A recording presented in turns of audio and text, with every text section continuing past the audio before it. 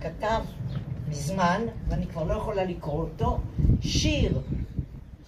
פעם היינו אנחנו, היום אני.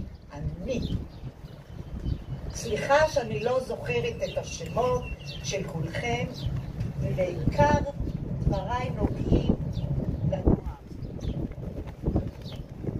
עצוב לנו היום, כואב לנו היום, קשה לנו היום, ובכל זאת אנחנו נאספים כאן ובאים דור אחרי דור לשמוע מה שיש לנו לומר, ואנחנו מספרים להם כאילו הם לא שמעו על מלחמה, כאילו הם לא שמעו על חטופים, אבל אנחנו מספרים להם כי לפני 77 שנים כשקידשנו את התל הזה והיינו צעירים ובאנו הנה בכולנו, היום נשארנו שניים, ובכל זאת אני לדור הצעיר, לדור שיושב פה, אני רוצה לומר על המלחמה, מה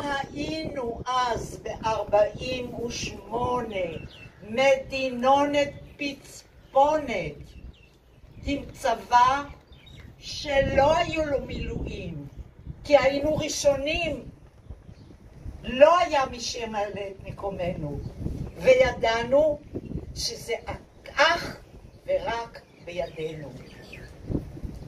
נשבענו אז, וזה היה כוחנו, וזה היה הרוח שלנו, כי אנחנו נשבענו שהמדינה הזאת שאנחנו נקים, היא תהיה הנאורה מכל המדינות.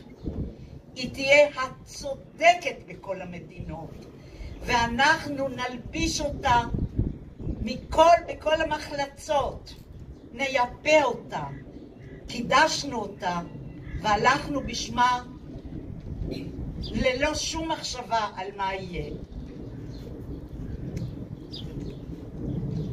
היום הדור הצעיר שבא הנה שומע את הסיפורים שלנו, והדבר היחיד שמה שחשוב לנו שהוא יקלוט את הרוח שרק בזכותה, בלי נשק, בלי אמריקה, בלי מטוס, בלי טנק, עמדנו נגד כל אויבינו ויכולנו